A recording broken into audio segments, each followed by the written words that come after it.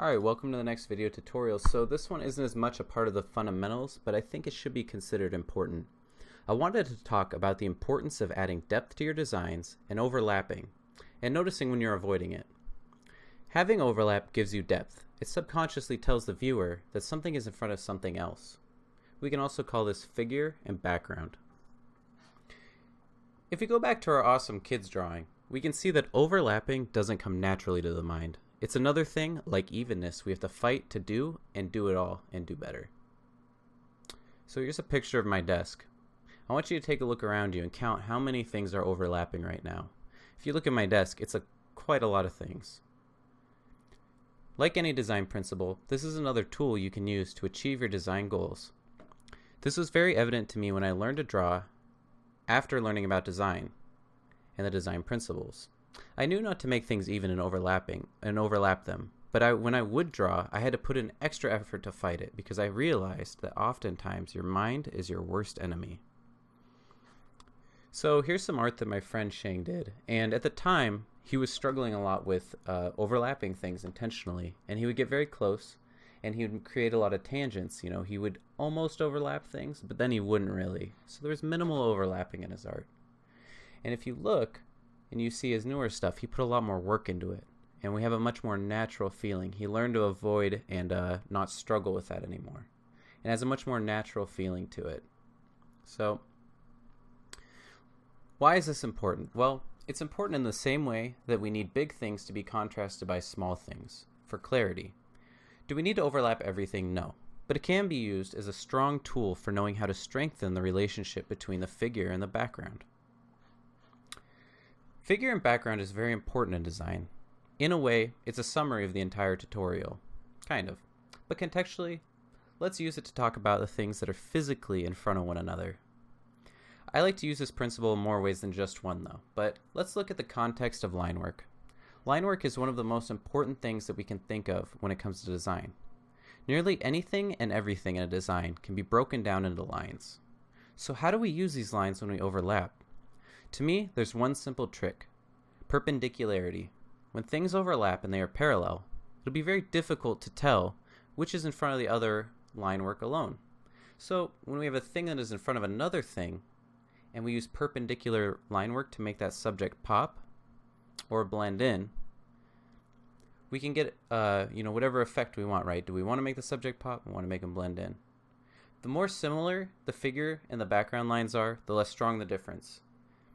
Be thinking of how you can make things overlap and how the figure and background overlap. So for example, this is a scene that my friend Kai was working on, and I gave him a paint over of basically trying to have more clear vertical and perpendicular line work, because right now the separation between figure and background isn't very clear. But you can see how these lines are going to be the most strong. When two lines are opposing each other like that at 90 degrees, that's about as different from each other's orientation that they can actually be. Where obviously if lines are parallel, they're not going to really stand out from each other too much. So the closer you get to making them parallel, the less they're going to stand out. So just keep that in mind. So parallaxing, layers, and movement. When two things overlap and we move around them, and this is important for games and movies, we'll notice that things at different positions in space will speed up or slow down. The closer the stuff, the faster it'll move, and the farther, the slower. This is pleasing to the eye and interesting because things move at different paces, but it also helps to cement a clear sense of depth and spatial awareness in the mind. Another contextual example is when you're making an environment. When we have foreground and background elements that overlap, we enhance the separation. If this is a game, we're going to be adding movement and spatial awareness. We can apply this to most designs, but it's especially useful when you have more depth in your environments. I'll have some more contextual examples in Photoshop later. Geometry in depth. When we model or design in 3D, we're usually given lighting and form somewhat instantly, or we'll light the object after the design is done. For character models, this isn't usually as much of a problem. The forms of a face will usually be somewhat consistent and light similarly with guarantee. But what if you're designing the face? What if you're designing an object? something that doesn't exist. In design, we must be thinking about lighting. Unlike 2D artists, we often don't get to think about the value that our design will create in 3D. Lighting, shadows, highlights, these things are given much more freely. This isn't good. We must be considering lighting in our design considerations, where shadows will be cast and highlights will be caught. Here's a somewhat simple example of this idea. If you go and add a quick AO pass to any design, you'll see that you might have a good amount of depth or a little bit of depth. When we're designing or modeling, it's very important to be looking at your design and see if you can give it a little bit more depth. Anything positive or negative from a surface can give depth. Maybe adding an extra extrusion to a detail, for example, will give extra depth, or hollow out a depth pocket underneath your random box design. There's a lot of ways that we can do this, or choose not to intentionally, but it's the choice that matters. You have to know a rule to break it. My friend Jehoon has a great article, and it's some extended reading for this topic. I'm going to include that in my folder for extended resources. So let's get into some examples that we can contextualize so we can start implementing these ideas. Alright, now that we're into Photoshop, let's break down some examples. So before we get down into breaking examples, I wanted to talk a little bit about this image.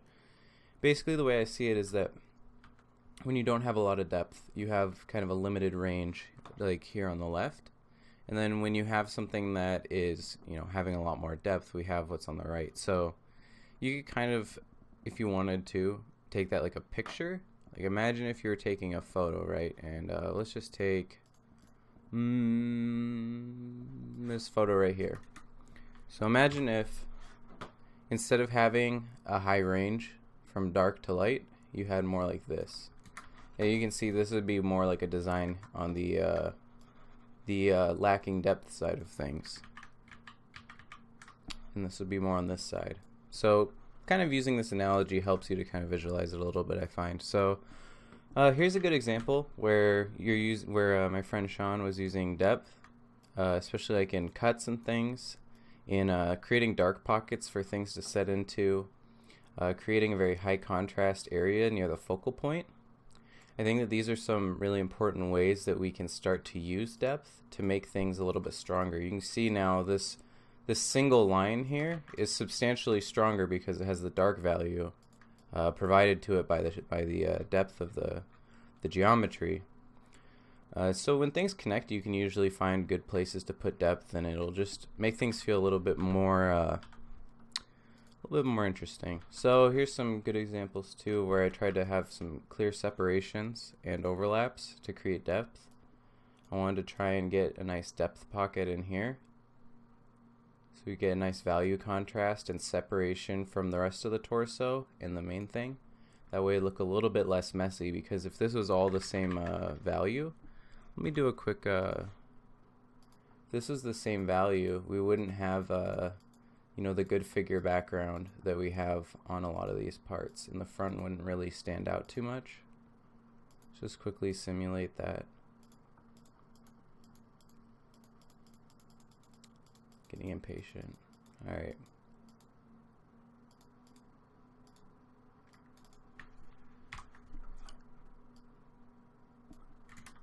And so you can see it just starts to get a little bit less clear, a little bit more messy, and it doesn't read very well. So when we have this depth in here, we start to get a very nice separation. You can see here too, I tried to make sure that I would get shading, especially in like a different lighting scenario, but it even shows in this one. I wanted to make sure that these overlapping elements were much brighter than the skin behind it, because then it'll pop out and it'll just give it a little bit more depth. Same thing here, I want to have some nice depth pockets where shadows really catch, and also around and inside of the cloak. Those are some areas that were pretty important to me. You can also use this, and I think that depth can be really important, especially in games, overlap, depth. In floors, for example, like I think that anytime you can see down through something and have a few layers, you're adding additional storytelling to an environment, but you're also helping the player to kind of know where they are. Whenever you can see more than the immediate area you're in, it helps to kind of ground you. And so, yeah, that's how I feel about that. It's not a super important thing, but it's a minor thing that I want to touch on. And Yeah, so when it comes to avoiding overlap, I wanted to bring this back and just kind of show like where some of the tangents are and where you can tell, and you should be able to see on your work if you're avoiding overlap. Um, Avoiding overlap or overlapping, but just barely overlapping, or getting close to overlapping and not really overlapping. Like this is a good overlap. This is a bad overlap. Let's see, let's look over here.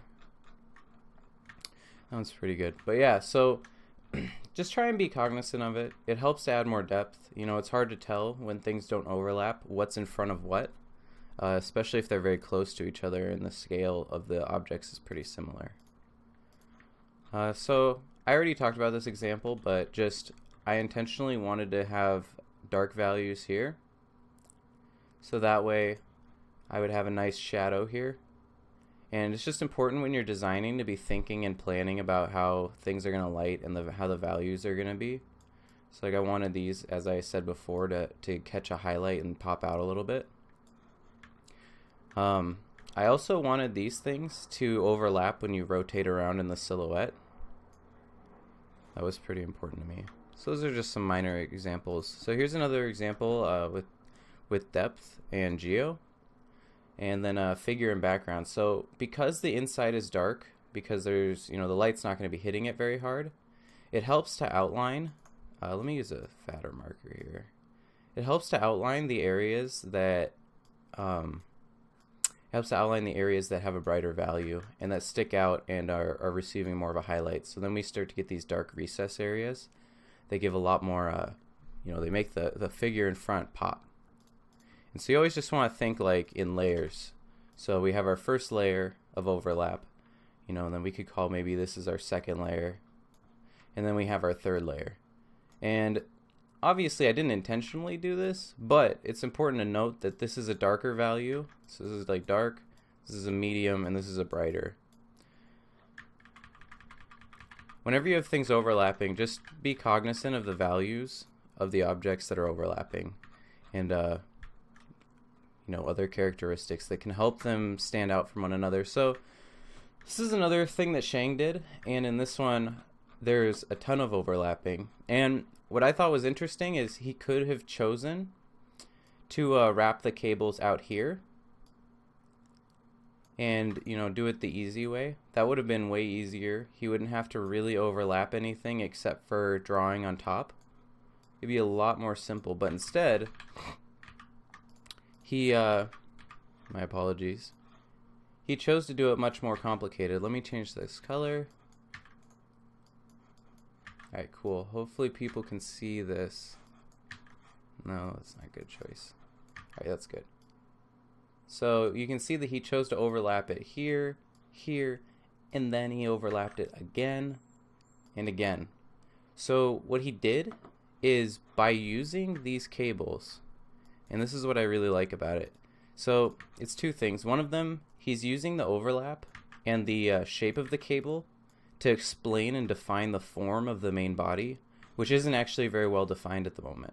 So yeah, I like that these cables help to give the viewer more information. One, it creates a solid sense of depth. It helps you know that this piece is in front of these wires and is in front of the green behind it.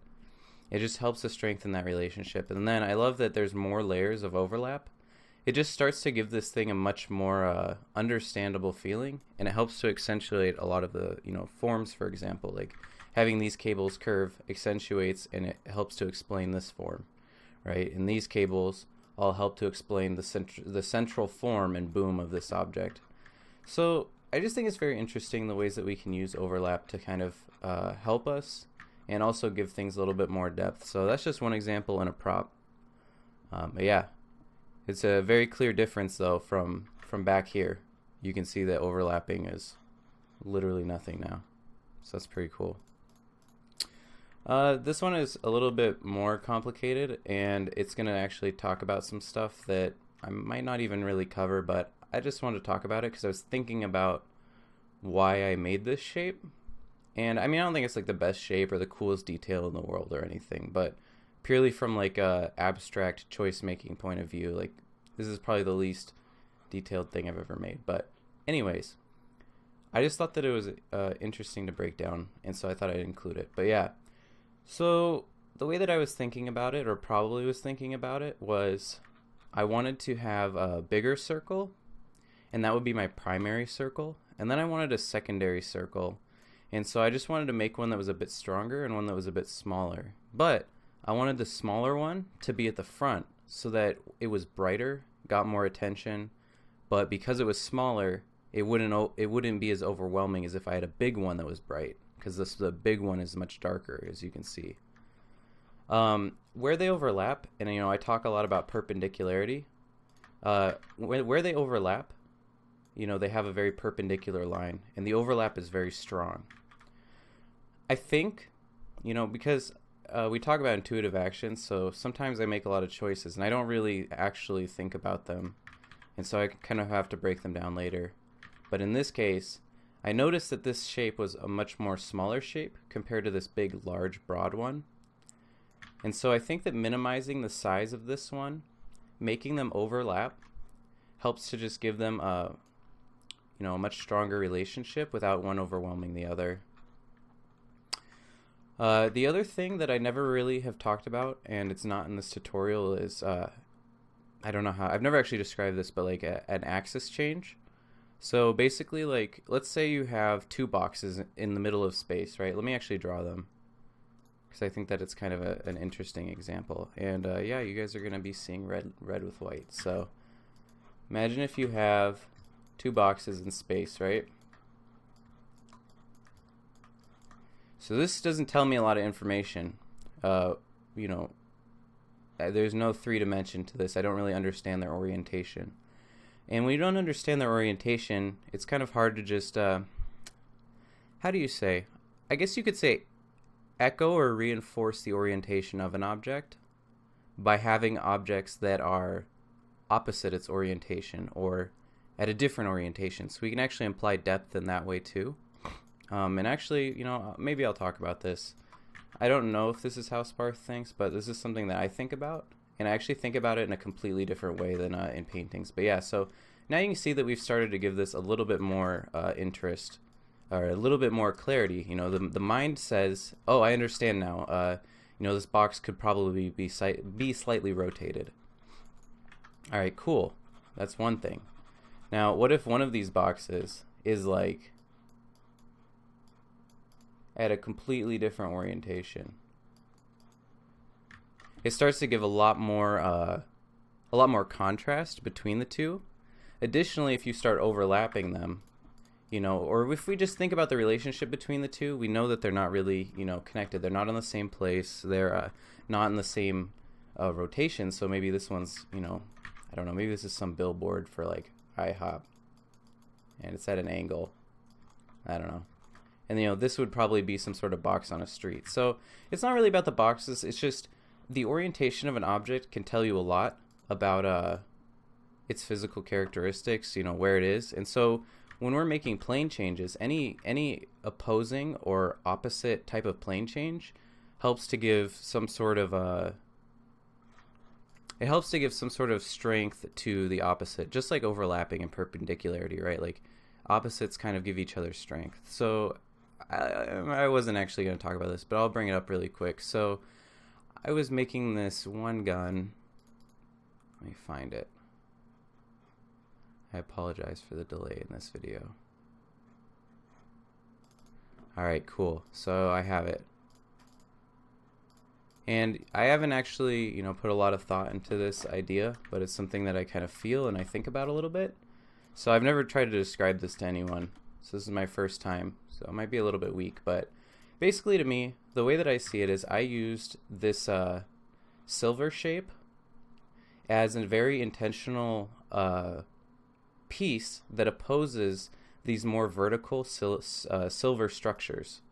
The reason why I did this is I feel like because the side of this is black and the top of this is black, and they have a somewhat similar value. It's not the same, but it's pretty strong. And so I feel like when you rotate, like, so for example, this one is, let's just call this the z-axis because I don't use Maya and I'm a good person. And then we'll call this like, it's on the x and y axis, right? So the top of this gun is flat. And so when I make a shape of the same value, echoing it, so this one's the opposite orientation, and it's a very bright value, and it's more of an up and down structure. And so because this one's an up and down structure, it's pretty clear. So if this was all black and we didn't have this silver here, I feel like the orientation change between the top and the bottom wouldn't have been as clear. And I feel like it helped to solidify and echo its position in space. So hopefully that helps you a little bit. I've never explained that before, but yeah, I want to talk about it. And there's actually, Sparth examples where I think he does that. I'm not sure, so I'll bring one of those up too.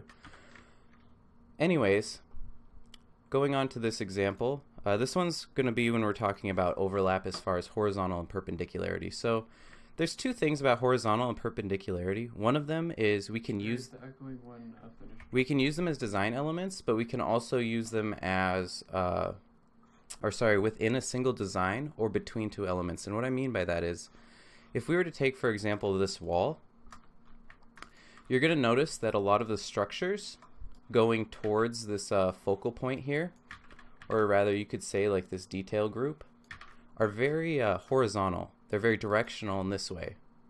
I intentionally tried to make the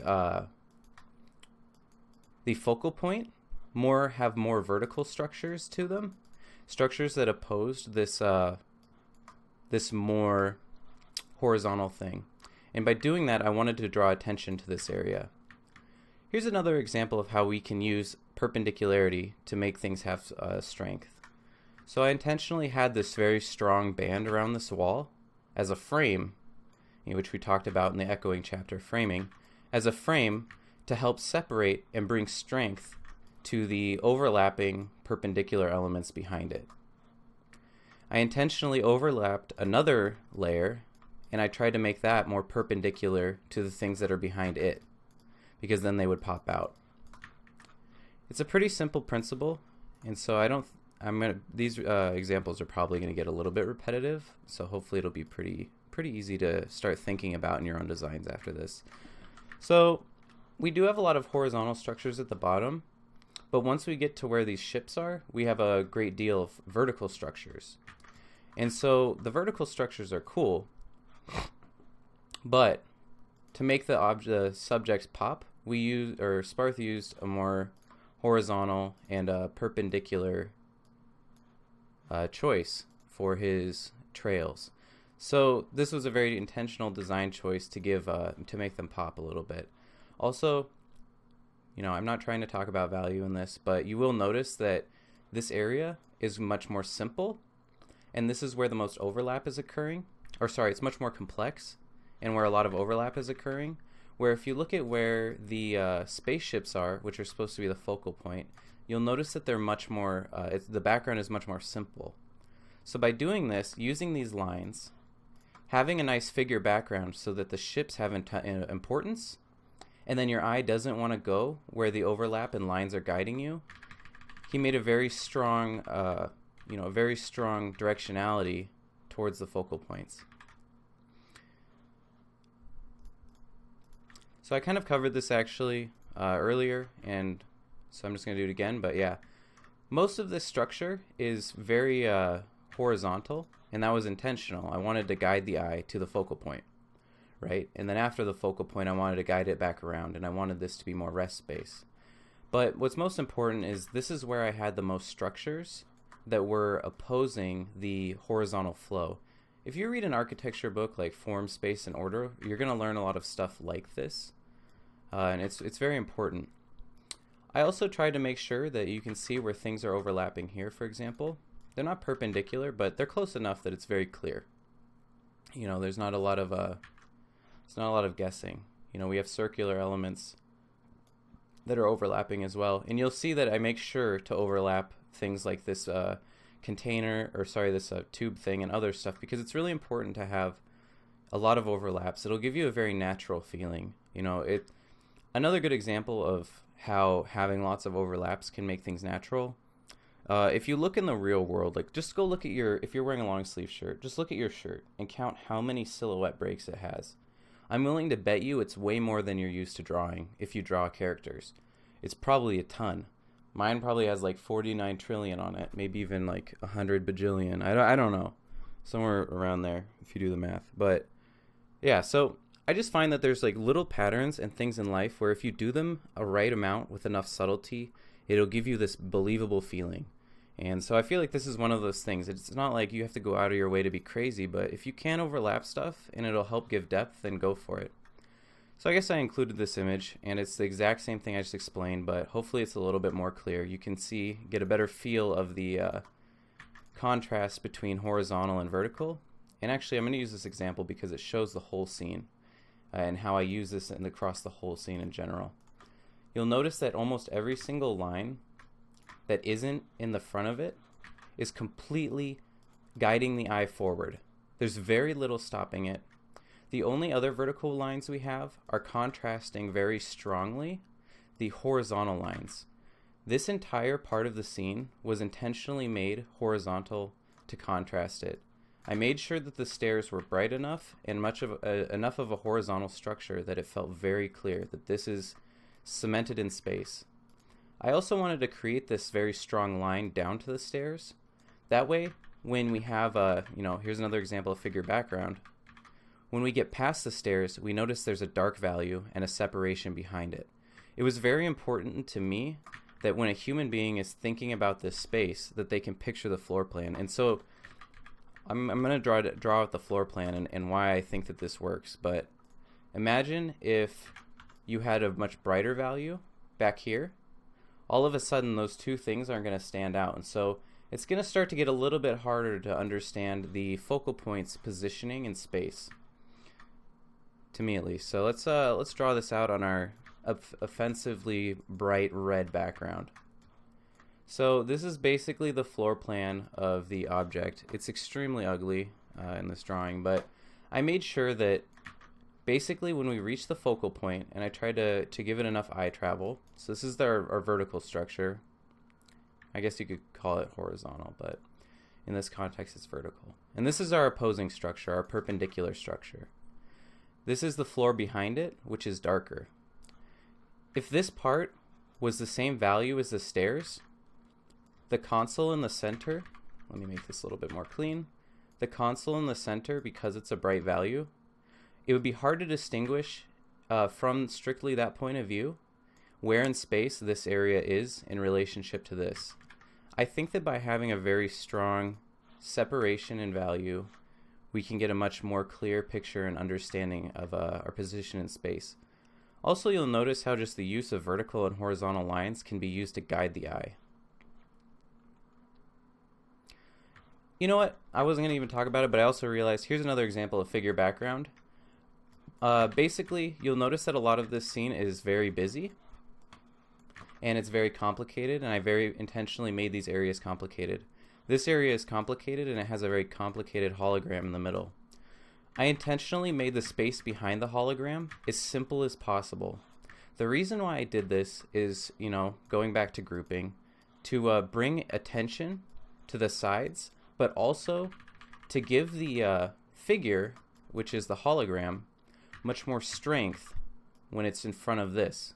If this was very busy and noisy and maybe had vertical structures going into it, it would be almost impossible to understand the hologram, and it would make it a much more messy and frustrating read for the human eye. Alright, that's enough of that example. This is probably the most long-winded chapter. So here's another quick example of overlap. I have a lot of lines here. And there's just so many lines. If anything, this is the definition of sandwiching. It's just line after line after line, which is something that you have to be so careful of. So in this case, to break it up and to give some clarity and depth, I intentionally made a different structure. I'm not saying that this is necessarily the most structurally sound choice, but I really liked how it felt and looked, and I think that it helped to organize and clean this area up just a little bit. You will notice too, a lot of the connecting structures are opposing and echoed structures are opposing the main directionality of this object. in especially even like little repetitive ones. It's always important when you're placing lines and details to think about your horizontal versus your vertical flow of things. If you have too much vertical, it's going to just look kind of stringy. If you don't have enough horizontal, like you need to contrast them and have good amounts. You can't just make it too much. So here's another quick example. I was talking earlier about axis changes and things and how they give importance to stuff. They give clarity to the different... As I said, this is my first time explaining it, and it was a kind of a quick choice to add this, but I guess the way that I would explain it is that, yeah, any change in axis gives clarity to another object's orientation. So when you have one thing that's facing to the right, it makes that thing facing to the left a little bit more obvious that it's facing to the left. And so I think in a way, too, it gives depth, because we create these invisible lines that are going in different directions in the composition. For example, Sparth has this spaceship that is positioned more like this. And so I don't have any... I have one clear example, but I actually do this in designs, not just paintings. But it's very important, I think, to be having things at different orientations, because you can see the insane variety and depth you get out of just these lines in general. Because this one is implying already inwards into the scene. This one's implying outwards out of the scene. This one's implying outwards in the other direction, and it's also echoing the main directionality of some of this architecture. The same thing here. We can see this spaceship is echoing the directionality of this one. And so what we're actually doing, you'll notice too, by having these separate orientations... Actually, let me just make a new layer. I want to keep that. By having these separate orientations, we're guiding the eye through and around overlaps. So check this out. So imagine this is one piece, right? This is one piece of the overlap. And this is our probably, I guess this is the midground, I guess, if you want to call it that. And this is our second overlap. Let's just make a pretty strong border around these two objects. Oh, and then I didn't even notice that we have a foreground even closer overlap, which I didn't even notice.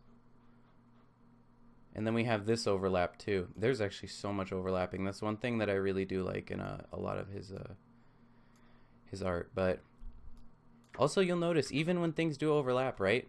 Vertical, horizontal structure. It's very important. Very important. Same thing here.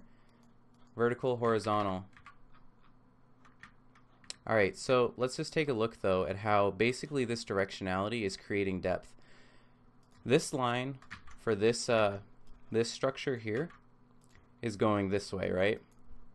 So not only are we implying that there's more going on, and I guess if we wanted to, we could talk about overlap and composition and running things off the page, and I'll talk about that in a second, since this is probably our last example. But yeah, so this one is clearly, if you look at the line work, you look at the echoing shapes in space, this one is pretty much a very vertical, or going this way. It has an orientation to it, I guess you could say. Like it's more like this. It's not flat. It's not flat like this. You can tell the orientation of this entire structure, and then using these ships and their orientation and overlapping and perpendicularity, we notice that this one is going this way. So that's important because this one has line work that's guiding the eye over to the opposing one, right? So the eye is going to get guided this way, hit this area over here, and then be guided this way.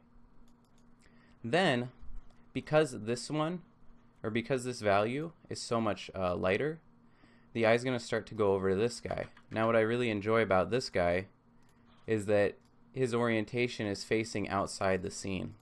And this is in the rule of thirds, like the upper quadrant we talked about.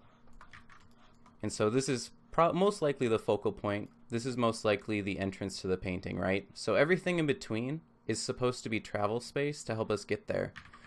There's more going on to bring our eye to here, such as, dragging it back up and then using this orientation line to point it back out of the canvas. But basically what we do when we have these overlaps and we have this use of the canvas that isn't wasteful and also clear line work, we've essentially created a three-dimensional painting instead of just restricting it to, you know, what could have been flat. Like if these spaceships were not in the right orientations, this scene would actually have a significant less amount of depth. If the overlaps were a lot less clear, you know, things would get lost. It would be very messy. So I think that this is one of my favorite examples of overlap. And, you know, since we talked about figure background and, you know, contrast, I think that talking about orientation is important in this this chapter. But yeah, you can see how the pushing things, orienting things so that they imply depth, creating overlaps, and using value, we can add a lot more strength to an image, and, you know, just use it to guide the eye and use it as a tool to please the eye. It's all just tricks and tools. So with that said, I think that this was a pretty good way of covering a few topics. So I'll see you guys in the next chapter. Alright, so I ended this video, and actually I didn't want to end it because I was just getting excited, and I realized a few things after looking at this image for a little bit. You know what? I don't care. This example is gonna be useful. So there's a few things I noticed. One of them was just the large amount of shape contrast, and I'm only gonna mention this very quickly, but I just thought it was interesting. I know it's not part of this section, but I just like that a lot of the shapes are pretty much all primarily curvy, and there's just a lot of more curved shapes. And the only places where I'm really seeing some boxy shapes are around certain areas like this. And then what I thought was most cool though was that the spaceship was the highest shape contrast, like, large object in the scene. It's very intentionally, I think, meant to contrast the rest of the environment. So not only that, but one thing that got me really excited, and one thing why I really think that this is an awesome picture, is I talked earlier about how, like, if you look at your sleeve, right, like there's tons of you know, silhouette breaks, right? And if you look at the real world, there's tons of overlap. Look at how many little tiny overlapping things are added to this image. Not only does it give it so much scale, but it just feels like even on such tiny scales we have overlap. It feels so natural and interesting, even though this is such an I don't know, I'm not an art history person. I wouldn't say impressionist because, you know, that's probably the wrong word, but just, it's a more simplified image, but because of the natural complexities within it and how it's echoing a lot of natural patterning and things that happen in nature, it just feels so believable and relatable to me, or just, you know, visually pleasing, I guess you could say. But yeah, so I just thought that was very interesting. Look at how much overlap there is. Look at how minute some of the overlap is, the scale of it. Yeah, anyways, I'll see you guys in the next lesson for real this time.